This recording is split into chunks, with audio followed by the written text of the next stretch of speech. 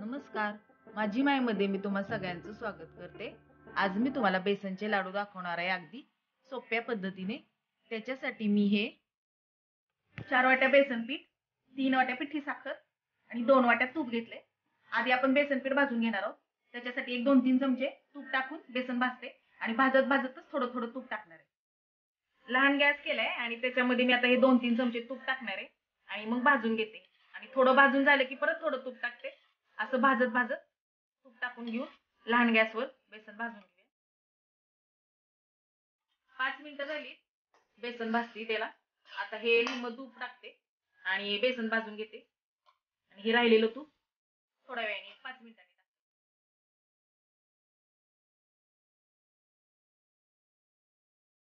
आपण मिश्रण भाजतो त्याला 15 मिनिटं झाली. हे अशा प्रकारे झाले पीठ भाजून. आता हे राहिलेलं पण तूप मी सगळं टाकते आणि आता पीठ सगळं भाजून घेते.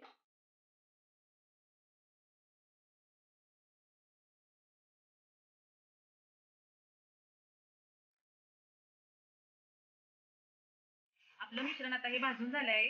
हे मिश्रण भाजण्यासाठी मला 25 मिनिटं लागली. मी हे सगळं मिश्रण लहान गॅसवर भाजून घेतलं होतं. लाडू खाताना चिकटू नये ना, म्हणून मग मी हे पाणी थोडंसं घेते आणि असा शिंपडा देते आणि भाजून घेते, म्हणजे मग हे लाडू खाताना चिकटणार नाही.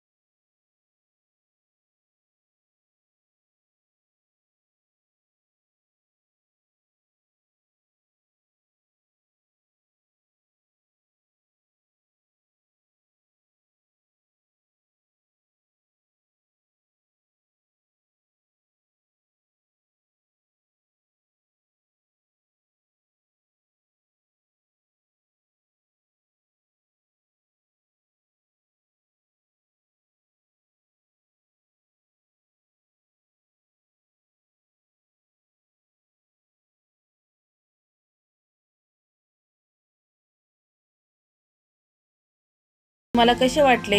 आवडल्यास लाईक करा, शेअर करा आणि सबस्क्राईब करा. व्हिडिओ पाहिल्याबद्दल धन्यवाद.